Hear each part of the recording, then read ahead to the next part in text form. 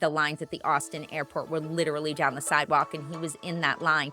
And as he inched up, he noticed the sign for the TSA PreCheck touchless ID, went right up, was through in like 5 minutes. Have you been dreaming of travel but not sure where to go or how to begin planning? Well, you found the right podcast. Welcome to Theme Parks and Passports, the travel podcast for every family ready to explore the world, one destination at a time. I'm Melissa Sanchez, travel addict, wife, and mom of 2 big kids. Along with planning all my family adventures, I've been helping others realize their travel dreams through my company, Spellbound Vacations, since 2010. And I'm Heidi Mackey, a travel enthusiast with a passion for geek and pulp culture. I'm also a wife and a mom of a spicy tween. Since 2017, I've been creating vacation memories for families through my business, House of Mackey Travel. Join us as we share stories, tips, and talk to those in the know to inspire your family's next great adventure. Because creating family travel memories can happen in any stage of life. Hi, and welcome to Theme Parks and Passports. I'm Melissa Sanchez with Spellbound Vacations. And I'm Heidi Mackey with House of Mackey Travel. Today, we're going to be talking about navigating air travel. We've all had those airport moments. You heard some of ours when we were talking about our travel mishaps, sprinting to the gate, even missing the flight. Navigating air travel can be very, very stressful. So we decided we'd like to take this episode to talk about how to navigate with a few tips and tricks. Yes, today we're going to be talking about how to avoid the biggest air travel headaches and what to do when things don't go exactly as planned. So why do airports feel really hard right now to navigate? We are talking about spring break and summer, which is going to be peak crowds.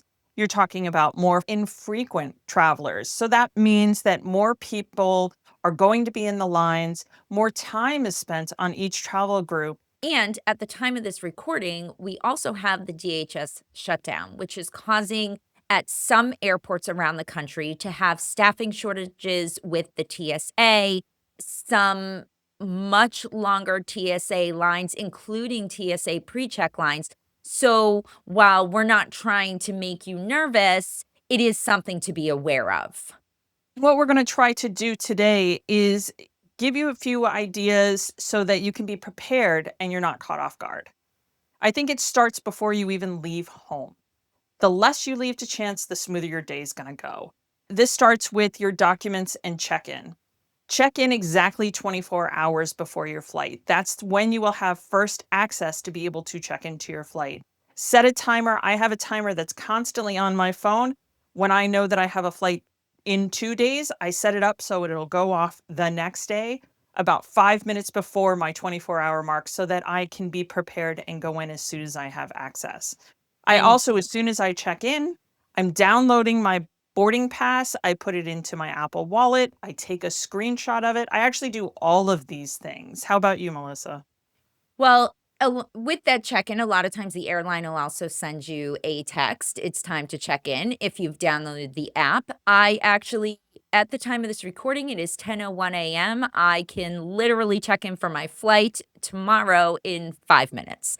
So obviously I won't be doing it exactly at 24 hours. But another thing to note, if for some reason you can't check in, let's say you're in a foreign country or you're traveling on a foreign airline, right? It's okay if you have to check in at the airport too. Don't panic. Absolutely. If you can be prepared and do the pieces beforehand, it's one less thing you have to think about at the airport, but there's always the option of doing it at the airport. The next strategy would be making sure to pack smart. What are some of the tips you'd like to share, Melissa? So packing smart, I would say one of the things it can start with is making sure your items are TSA friendly. And what does that really mean? That means that anything you're bringing in your carry-on needs to be 3 ounces or less if it's a liquid. If you're traveling with medications, make sure they're in their original prescription bottles. Make sure if you're putting things in your checked luggage, your laptop has to go in your carry-on and not your checked luggage. For some reason, I actually made that mistake recently where I don't know what I was thinking, and the people when we were checking our bag, it's like, "Do you have a laptop or anything in there?" I was like, "Oh my god, I do." And I had to take it out.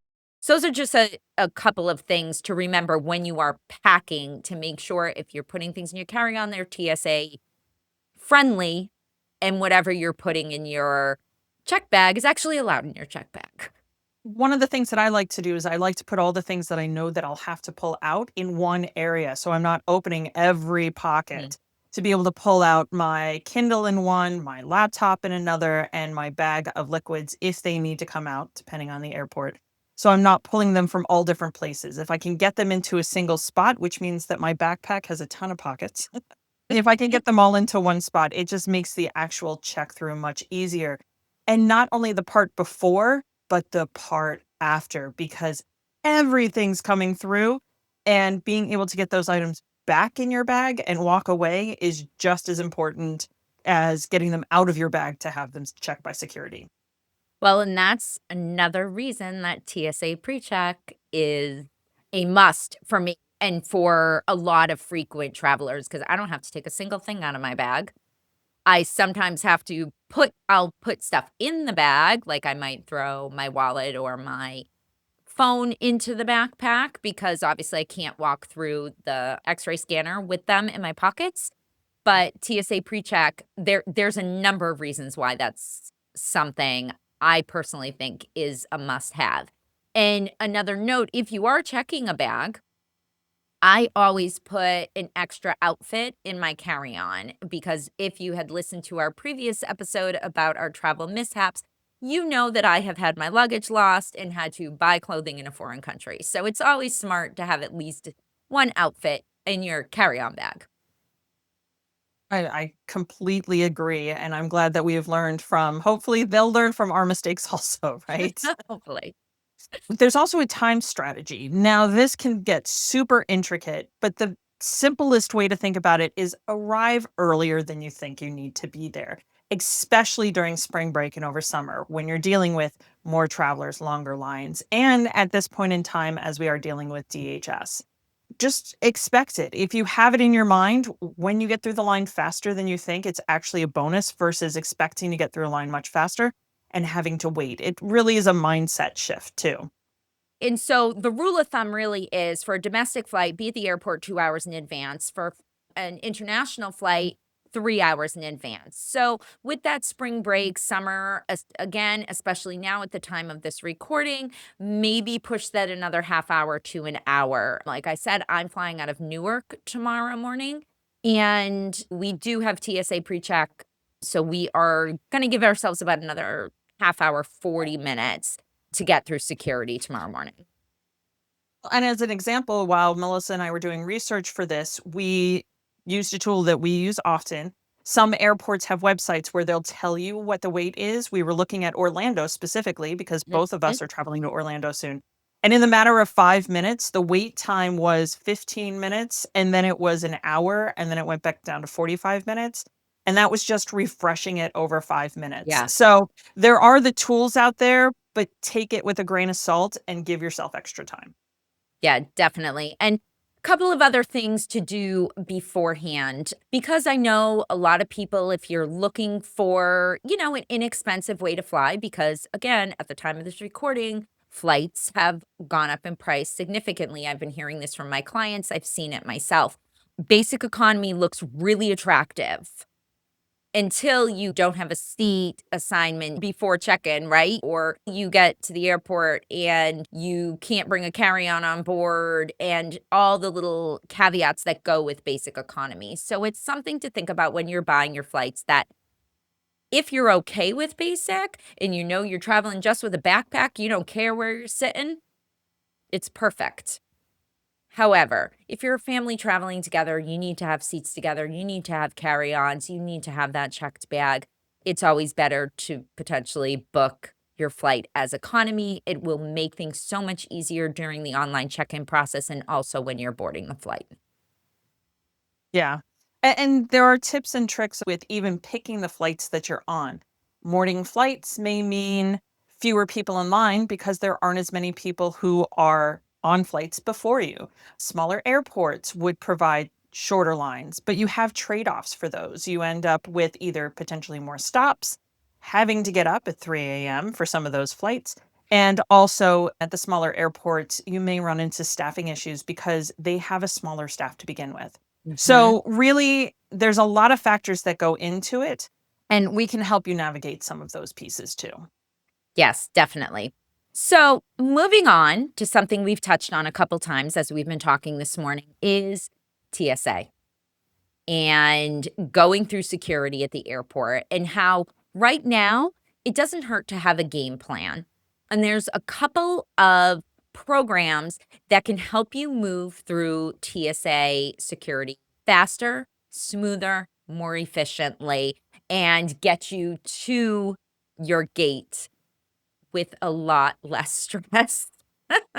And these are programs that are available all year round. Right now, they may be slightly limited or they may have longer lines, so they may not seem like it. But when everything's moving smoothly, these are amazing time savers. Whereas now they're good steps to help reduce the amount of time that you're in line. Now, can you tell us a little bit about TSA PreCheck? Because I know you have TSA PreCheck, correct? I do. I actually have, and we'll touch on this a little bit more. I actually have Global Entry.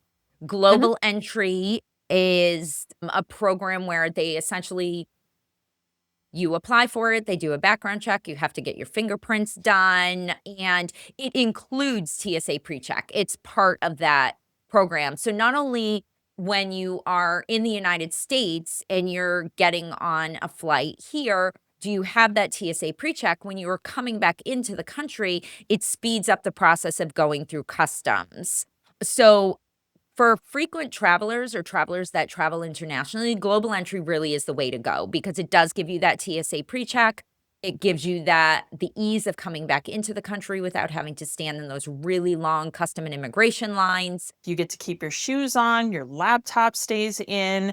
Basically, you simply walk through security without having to do the piece that it slows you down in the other security line, along with the fact that it's a much shorter line.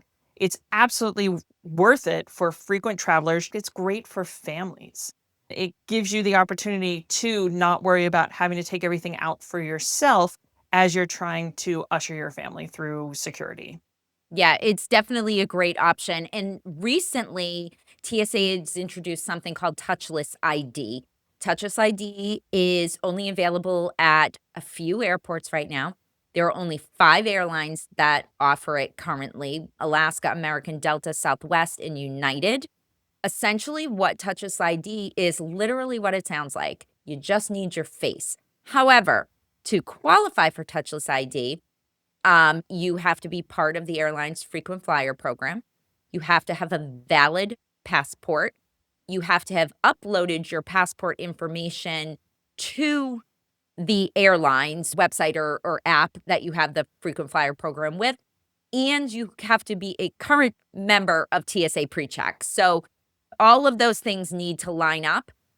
Once they do, when you go to do your online check-in, the first time you get offered it, it's gonna pop up and say, "Do you want touchless ID?" You can accept it, and then you'll always have it. It's not gonna ask you every time. You only have to answer it once. If you say no, then you'll get asked again. So that's just if for whatever reason you're like, "Nope, I don't want it," then the next time you check in, you'll get asked again. But if you do accept it, then you're in.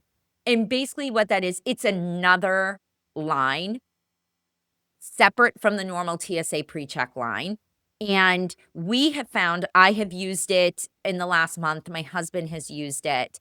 And actually, it helped him last Saturday morning. The lines at the Austin airport were literally down the sidewalk, and he was in that line. And as he inched up, he noticed the sign for the touchless TSA PreCheck touchless ID went right up, was through in like 5 minutes. So Amazing. another reason why TSA PreCheck and having your passport, I mean, because you do need your passport for this program, can be totally worth it. Yeah. No, it's good to note. I mean, all of these programs, they have costs associated with them. Yes. The whole point is that you are pre-cleared. So there are steps you're going to have to go through Mhm. to be able to qualify and also to be able to meet the minimums of the programs, which means the background checks. Because what it's trying to do, it's eliminating those steps that you have to do as you go through the line. So, Exactly. absolutely worth it if you are a frequent traveler, have family that you're traveling with. And the bottom line is that these programs don't really eliminate the lines completely, but they can make your airport experience so much smoother. So along with all of that, we are talking about getting on your flight in the United States, right? Leaving for your destination, but you also have coming back, especially if you're coming back from a international destination. I touched on global entry, which is something I have, which again shortens your line coming through customs and immigration. But let's just say you don't have global entry. You have decided not to get it. You've only traveled once in a while out of the country and didn't feel it was worth it. There's also something called the mobile passport control, which is an app you can download. I feel like all we're talking about is like there's this different line, there's that different line, there's like 20,000 different lines that you could go through depending on the program that you have signed up for.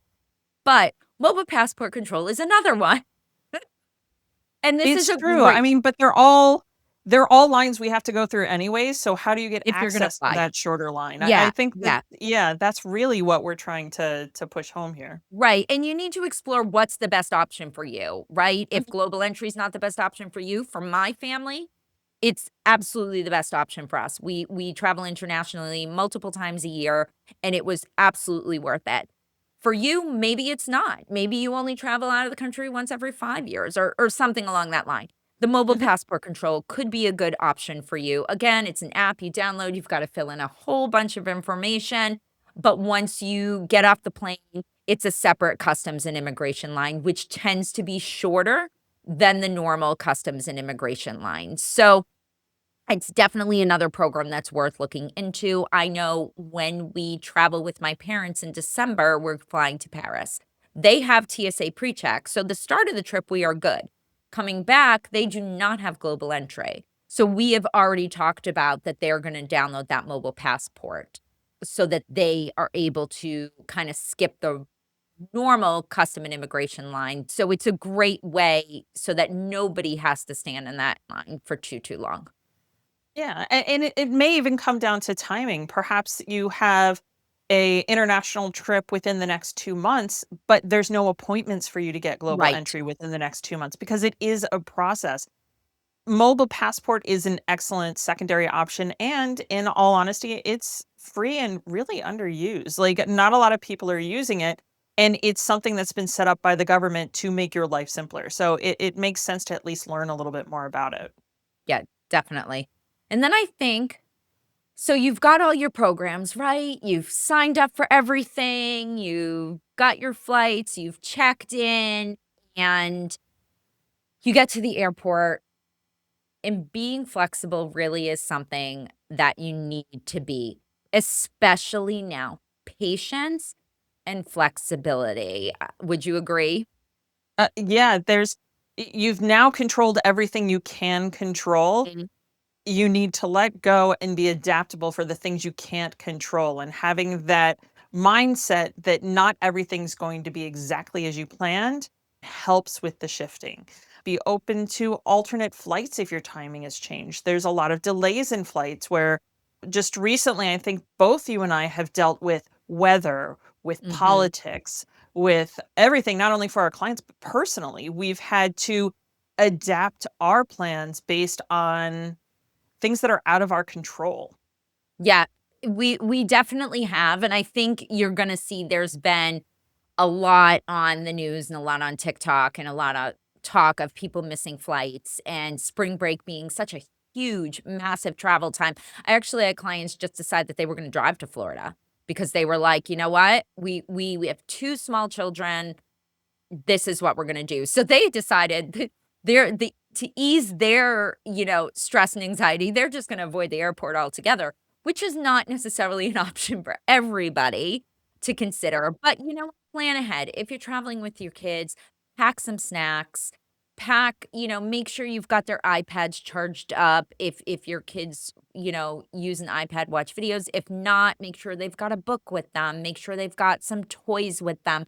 to keep them occupied if you do end up with a delay or the TSA line is longer than you've expected, that at least the kids can be slightly entertained, or honestly, you can be slightly entertained, let's be honest. Like, I always have my Kindle in my backpack. If I've got a hour wait in a TSA line, I'm not opposed to pulling out my book, you know, taking some time to bring my stress level down and, reading for a few minutes. It's just a matter of planning ahead and making sure that you are prepared for the longer lines and potentially delays.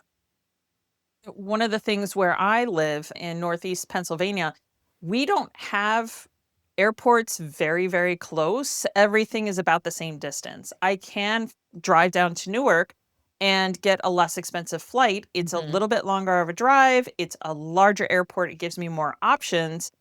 But I can also go about an hour in either direction and do a smaller airport. Fewer options, but a smoother process. Right. So as long as I know where my line in the sand is, I can have my choice between a smaller airport where I may pay a little bit more, but I know that I only have to arrive an hour beforehand because there's literally only 3 flights leaving.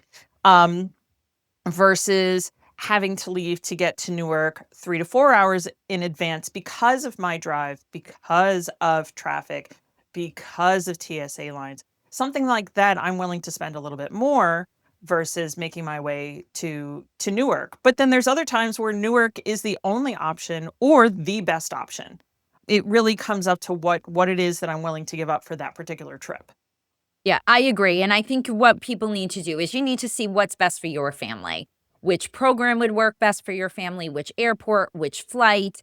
Couple of tips that are sort of almost like an evergreen because it doesn't necessarily make a difference when you're traveling, but book nonstop flights when you can. And I know that's not always possible depending on the airline you're flying to or the destination that you're flying to. Try to book nonstop flights. If you cannot book a nonstop flight, make sure that your connection has at least 2.5 to 3 hours. That's my rule of thumb. I know some people may think I'm crazy and are like, "Hour? We can make it."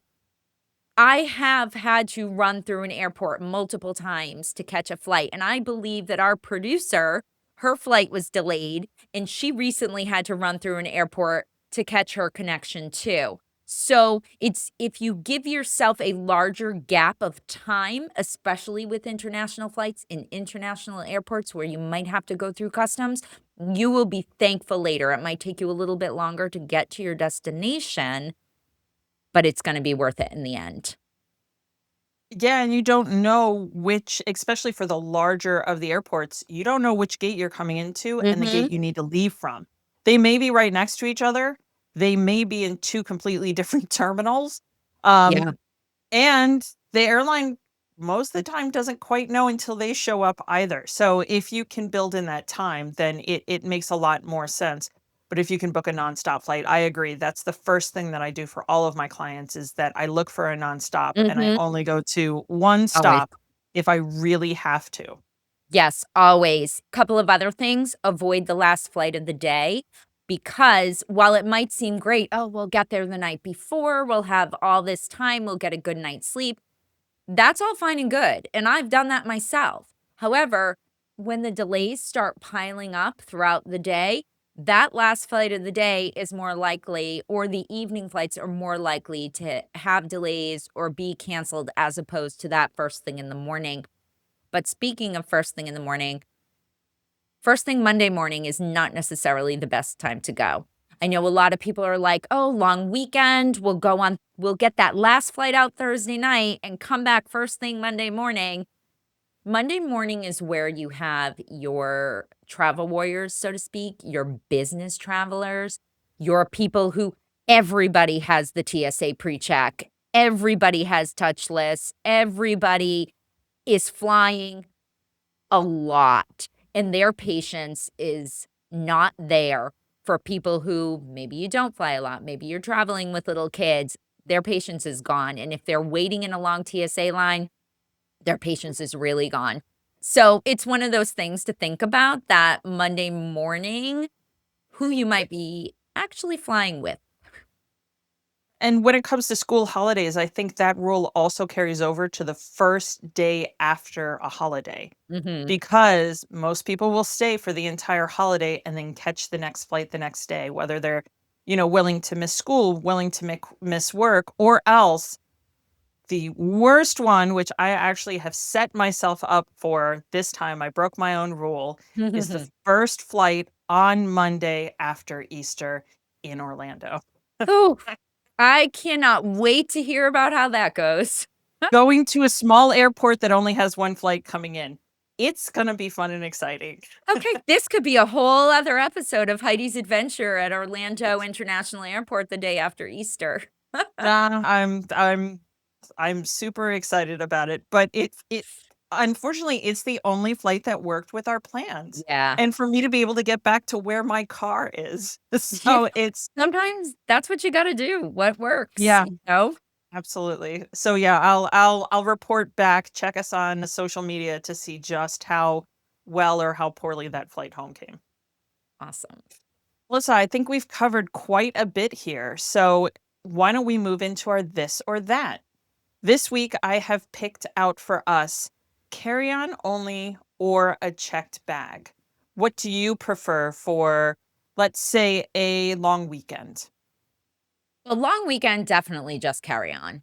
No question about it. However, I have discovered that I truly am an overpacker. So while I wish I could do just a carry on all my trips, I am a checked bag kind of girl these days. How about you? I am a carry-on. I've recently started doing more checked bags. We also tend to check our carry-on bags at the gate, so I pack Mm, as if I'm going to check it. So I make sure yeah. there's nothing that I necessarily need, but I take it through security, and once I'm on the other side of security, if they ask for volunteers, sometimes if they don't ask for volunteers, I'm one of the first people who will give up my rolly suitcase so that I can pick it up afterwards and not have to schlep it through an airport I don't necessarily know. I tend to do that more when I'm going to a new place or to someplace versus coming home. Coming home, I'd rather have my bags with me. I can get off the flight and I can head out. If I'm going to someplace new, I like the freedom to just have my personal item, which is usually a heavily packed backpack, and carry that around the airport and find my bags afterwards. And the bonus of checking at the gate is that there's no additional cost. Definitely take them up if you can when they ask for volunteers, but you can walk up to the gate and just ask them if they're willing to take your bag. No cost.